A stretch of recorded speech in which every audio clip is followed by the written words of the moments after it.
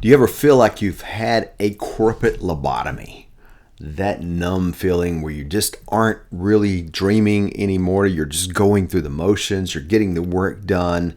And you have even quit wondering, what am I doing here? I am doing good work, but I feel like I'm going nowhere. If that's where you are, this will help you today. At least we want to help you change your thinking, because what we're talking about today is the moment that you handed over your career. The moment that you handed it over. This is the Company of One. This is the podcast. I'm Dale Callahan. We here are not about you quitting your job or starting a company. There's a million things out there that tell you about that. We are not about blaming the system, not fussing and talking about how terrible the boss is or the company is. There's places for that too, but that's not what we're doing here. We are about putting you back in control, putting your hands on the wheel and you doing the steering. That's what the Company of One is about, is control. So we want you to be in control. All right, so let's start today. Let's just give you a scenario that probably most of us can relate to. You graduate, or you go through school, right? You go through K through 12, however you did that. Most of us will go to college or some kind of educational path. We work hard, right? Maybe we don't feel like we work hard, but a lot of us feel like we work hard, right? We're busy. We're showing up at work. We're doing what we're asked to do. We've found a job. So that's the whole point, right? We go through this educational system so we can find a lucrative employment, whatever lucrative might mean, right? And then we start doing what's expected of us.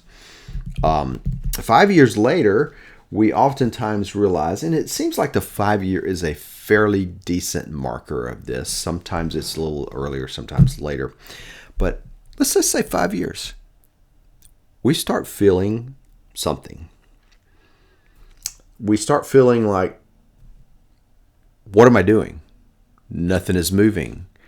And it's not about promotions. It's not about pay raises. It just starts to feel like, is there any point of what am I doing? You start to realize you're a cog in the corporate wheel, right? And realizing that sometimes is weird. Nothing dramatic is usually happening at this point. It's not anything that no one is sabotaging you, really. You may feel like they are, but nobody's sabotaging you. It's just that you quit steering, and you can kind of feel it. Feel like there's a bunch of things happening. There's kind of these empty promises from the bosses. Hey, we're going to take care of you, and you're going to rise. I remember the one that was told to me is the cream will always rise to the top. And I remember thinking, what does that even mean? But you're kind of going through the motions, right? We are going through the motions. There's no strong feelings, no strong wins, no strong losses. The thing that got to me that I didn't realize is I didn't even have any dreams. And, the things that you thought about doing, hey, we could go do this, and hey, we could do that, and the things that you dream of. Sometimes they're just half-thought dreams. Sometimes they're serious. But I realized some years into corporate America that I didn't even have. I was numb. As a matter of fact, I was so numb, once I woke up out of this years later, I began to realize that's a corporate lobotomy. And that was the terminology I started using for it, is because it wasn't that I was dysfunctional. And I see this all the time. It's not a dysfunctional. You're perfectly functional. You can go play golf. You can be involved in your activities and everything. But at work, there's a numbness. You may be getting rewards. You may be doing work. You may actually have some excitement about your work. But there's this, I don't know. It's just this numbness that you feel.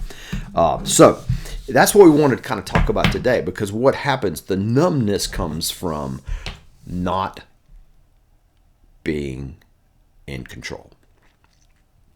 So let's go back to where it starts. let's just kind of take you back. And this is one of the, for those of you, and I know we feel different things about the educational system, and particularly in the United States, is, we're not that highly ranked. Many people will say our educational system was built for factory workers. I think that's probably accurate. I haven't done a deep study in that. But let's just start with school, though. Let's start with K through 12, whether it was K through 12 for you, K through 12 plus college, K through 12 plus trade school. It doesn't matter. You had some form of education. And all of them have a lot of similarities. In school, somebody else defined success. And it usually was pretty clear. You need to answer these 20 questions, and however many you get right, we'll do a calculation and we'll decide your grade. You need to study these 3 chapters. And oftentimes, in K through 12, it was like, here's what's going to be on the test. Learn the test. And it was, which makes sense, if you're building factory workers. There was a syllabus, and especially as you get into college, there is a syllabus, which is a set of rules. As a university professor, one of the things that they want us to do is have a syllabus that has clear grading rubrics, as we would call it, that have timelines and things like that. Not all of us do that, but that's what they want. Is what's a clear syllabus, so that a student in your classroom knows exactly what they should do to make an A or a B or a C, or to just flunk out. They know exactly where they're going. They have a path. Many are encouraging faculty members to have it laid out, all the assignments that are due. You do an assignment, you get rewarded. You take a class, you get rewarded. You get that check mark, and you move on to the next. Right? And that's the model that we're taught under. And I liken it to those of us who've been in Boy Scouts or Girl Scouts or some kind of scouting program, or Cub Scouts, whatever. And I remember in my brief stint in that is they would give you these badges or these medals, whatever, and to get to your next rank, it was very well defined. You need to get these number of badges, and you need to do these things, and you get the next rank, check mark. So you knew exactly what to do. And you might do it, you might not. But I kind of loved that game. I didn't do well at it, but it's enticing. You want to know exactly what to do to check mark. This is how when we see gamification of apps, right? This is what we want. We want the app to come and give you some big splashes and, hey, reward, you've reached the 100th step or whatever you've done. We like that. It's the dopamine rush, right? Unfortunately, when you get on a job, you don't have that again. I mean, most of us in college, if you knew what you were doing in college, if you knew your degree path, you had it printed out, or maybe in a Word document or something, and you would go in and mark off and check, this one's done, this one, and you could see you're so close to the end. You are almost there. One more class to do it, or 2 more classes, or whatever the case is, you see progress. And it's the same with the merit badges. You see progress. You feel progress. When you enter the world of work, it goes away. It just goes away. Now, there's some exceptions, but they're very, very rare. There's no syllabus, right? We have job descriptions, right? Which we all laugh at. But job descriptions have their role, and their role is in court when you're suing the company. HR is all about legal systems, right? So your job description is not really relative to what you're doing. It's relative to the contract you have. There's no clear rubric. How do you win? Okay, boss, you want me to do this work? You want me to manage these projects? You want me to write this code? Oh, you want me to design this system? What's a win look like? How do I get an A or a B? What's A work look like? Right. And we get that in university. We get that in school systems, right? People will ask you, what does it take to make an A? I have thoughts about that, but that's a whole different issue. But a lot of times on work, people want to know, what does it take to be successful? How can I be the most successful? How can I just keep from getting fired? Now, whatever your goal is, there is no published formula for advancement. It's very rare, and when there are published formulas for advancement, and I have been in these organizations, they're not accurate or they're extremely fuzzy. Like, you do great work and are appreciated by teams. We have this in university models to get promoted to different layers of university, and you'll have to be like nationally recognized work, and all faculty members will say, what does that mean? Nationally recognized work. Well, it's up to you to interpret it. So in corporate world, we have the same thing. We have these fuzzy formulas, and usually they're not said at all. You will get almost no feedback. So what we are looking for, what we are used to, what we were trained on was a book of rules. We knew what the rules were. You do these things, you move to next level. You do these things and check off these courses, and get these decent grades, you move to the next grade level. It was clear. It didn't mean you had to achieve super success. It didn't mean you just had to barely hit the bottom, right? But you moved, and you all moved together. But there was a book of rules. And there was grade point averages and things like that. So there was clear measures. Whether they meant anything or not doesn't matter. There were clear measures. But we keep operating like we are still in the Scouts or we're still in school. We're looking for the little merit badges to stick on us. We're looking for the courses to check off, and there are none. There are none. So the training you have and what's going on inside most of our minds is we desire that. We are looking for that. And we just want to do what's expected, get our grade. And this is where the gap is that begins the drift.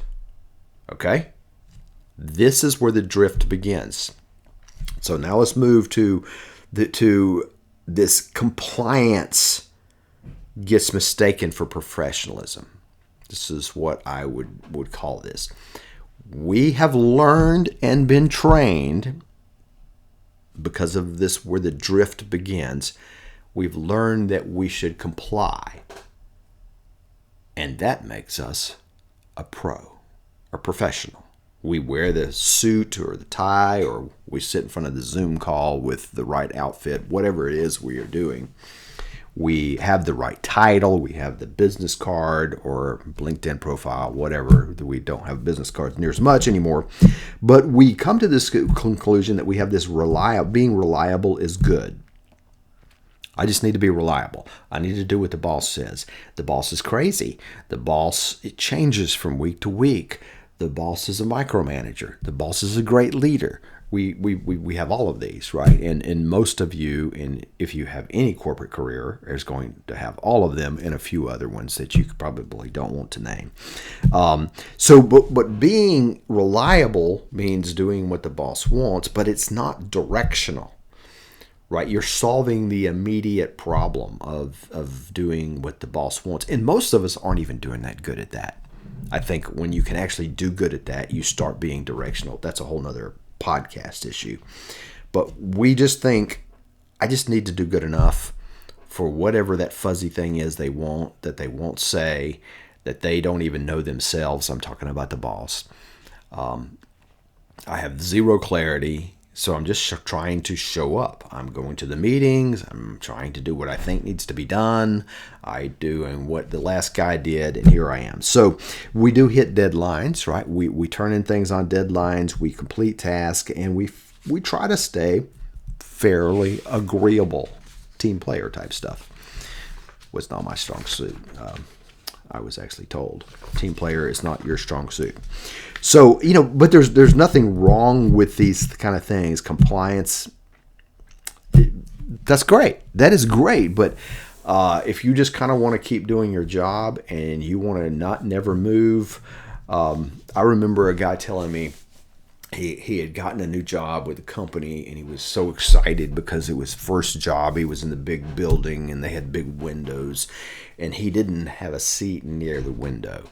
But he was like, I just, it's just cool. It's a cool environment. It feels important to go there. I've got the title. I've got all these things, right?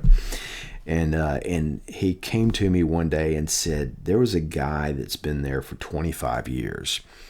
And because somebody had left the company or transitioned or whatever, there was a seat available, a desk available near the window. And the guy was so excited to move to it and was telling everybody, after 25 years here, I've got a seat next to the window. And so my young student, now corporate person, was very disillusioned by that for good reason. Like, is this what I'm after in life?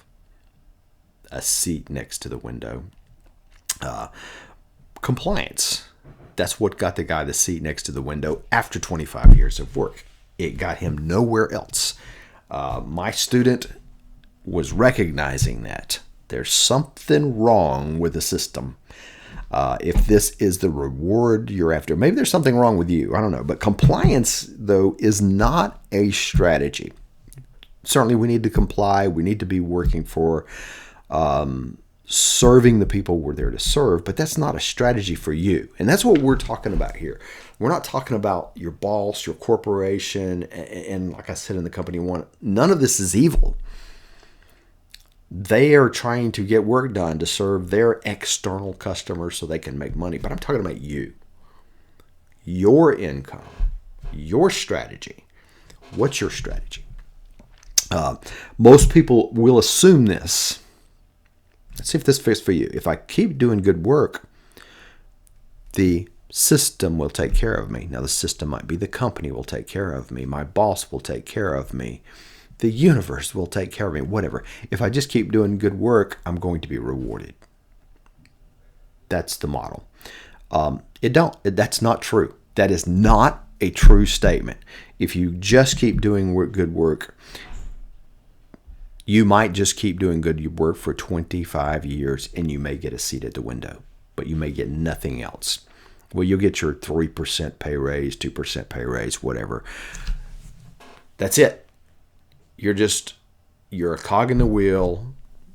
You're just part of the machine. You can put your brain on check because after a while, you'll be able to do all the work that you can do without thinking. And if that's what you want, if you want to just do your work without thinking, to not grow, go home and veg out in front of a television, then, hey, that works for you.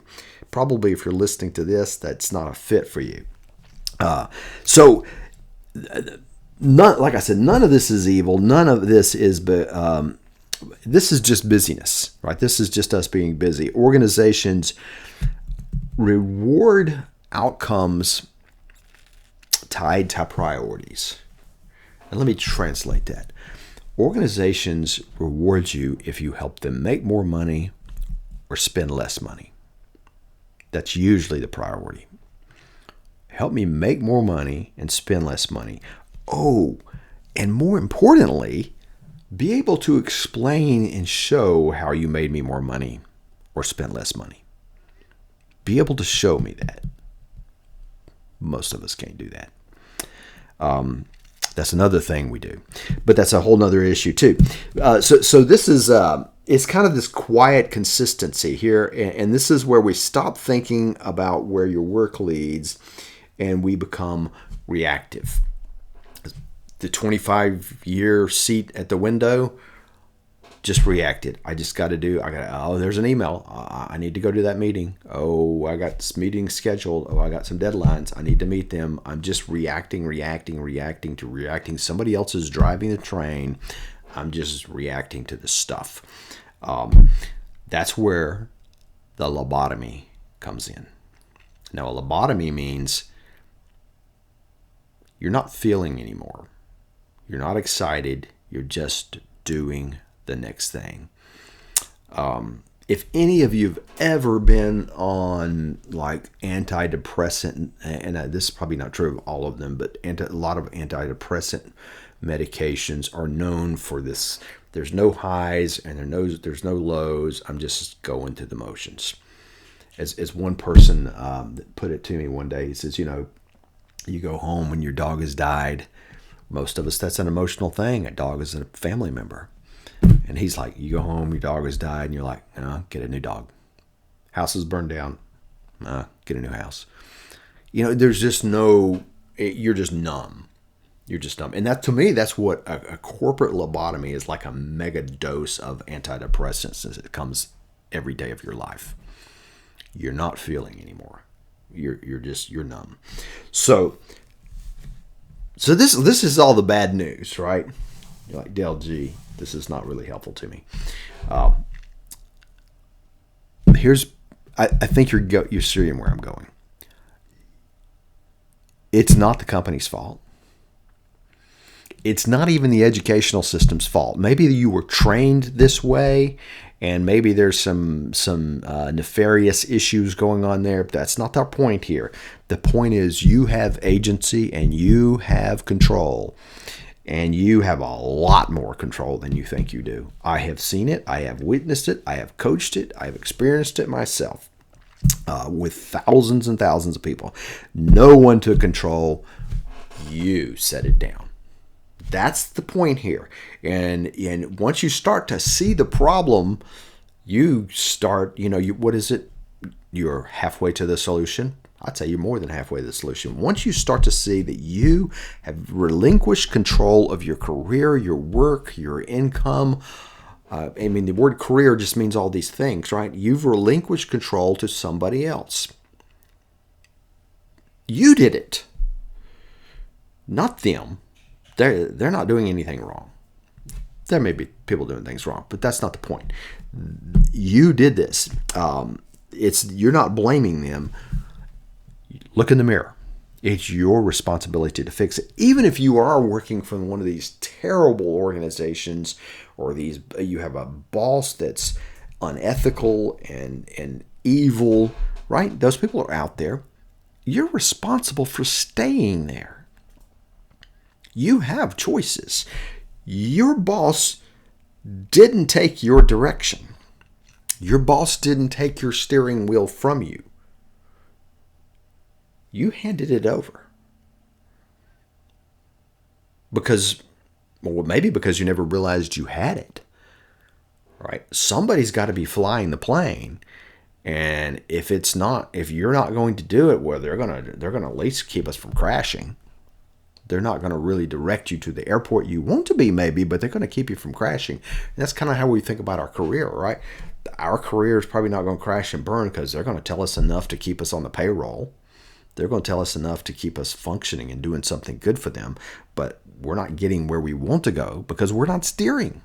The company didn't remove any options. And when I say the company, the people inside the company, nobody's taking your options away. The guy that moved to the window seat after 25 years, if that was his goal in life, do you think he could have gotten that in 6 months, 5 years, 10 years, something? If that was really his goal, he'd considered that the reward for something. The job doesn't limit your ability to think. You do. You do. Here's the message. We assume, here's the core. We assume that, I don't know if we assume it, but we get to this point that we did all this work to get to the career and then everything else, it takes care of itself. No, we had a rule book back then of how to get to the next thing. What they didn't tell you, and what I'm telling you now, there is still a rule book. There's still a rule book how to succeed. There's still a rule book how to get the window seat. There's still a rule book how to get 30% raises. There's still a rule book about how to move up in a company or find work that you find super enjoyable. There's still a rule book about how you can take charge and maybe start your own company on the side or a full-time adventure. There's rule books for all of these things, right? And well-defined. They all work. The problem you've got and the problem I've got is you have to decide what rule book you want. First problem, you've got to make a decision. There's a rule book for that, right? You've got to make some decisions. So that you assumed that everything was done once you got hired. That's not the way it worked. Work just gave you work. The company just gave you work. It didn't give you a trajectory. And it just, you've laid it down. When one of the big noticing moments for me was when the boss told me, actually it was the boss's boss, and I was fairly new to the company relative to anybody else anyway, and I was just like, hey, I probably was asking what the rules were. What's the next thing? How do I get to the next thing? I'm looking around, and the guys that were my managers had been there forever. And I was like, what's next? And the guy just pats me on the back and says, don't you worry, the cream always rises to the top. What translation means, he didn't have a clue. He didn't have a clue to help me. Maybe he didn't want to help me. He didn't know the rules. He probably didn't know how he got to where he was. I found out when you could ask the right people, though. He was just the wrong person. So, look, this is about you being in charge.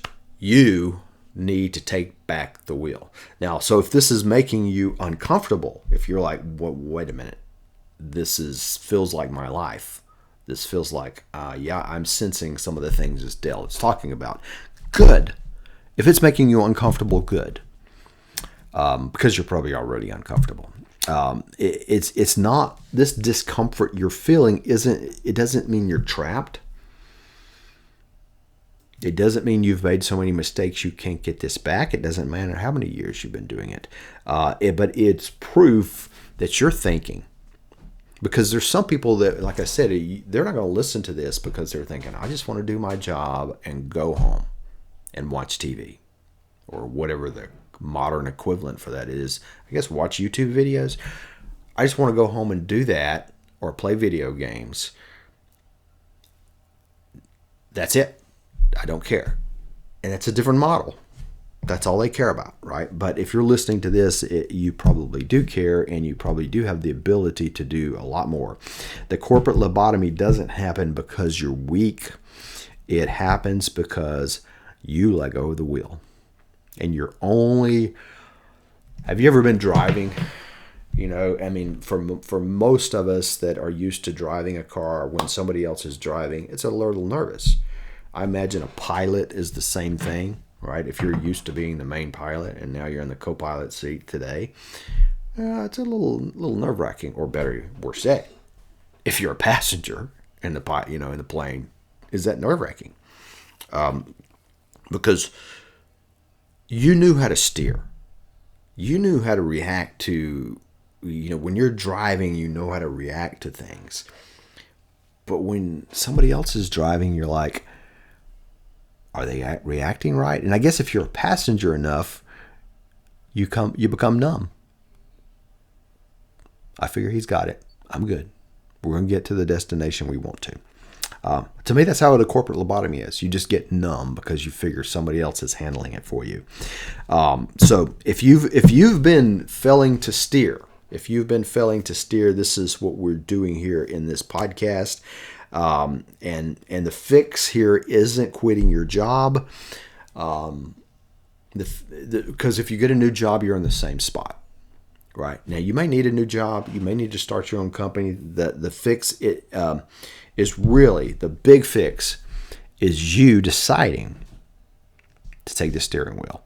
Now, what we're doing here in the company of one, we're giving you all kinds of tools to take that steering wheel back. We know what the rule book is. It's not a secret. We're not the only ones who know it. But this is what we're here to do. This is the company of one. And again, we're not about quitting your job. We're not about blaming the company, the boss, or the system, but we are about putting your hands back on the wheel.